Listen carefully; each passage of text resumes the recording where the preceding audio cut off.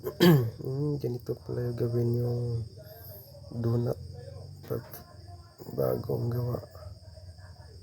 Kaya dapat malutong siya sa ibabaw para medyo malutong-luto rin yung loob. Tsaka nilagyan din nila ng tsokolate tsaka fresh cream at sugar at haluin.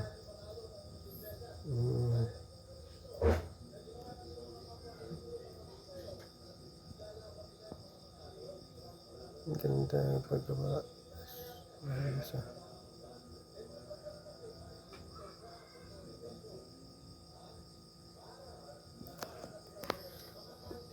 Tapos nagyan ng chocolate powder. Tsaka ipasok yung cream. Yun lang, tapos na. Donut na.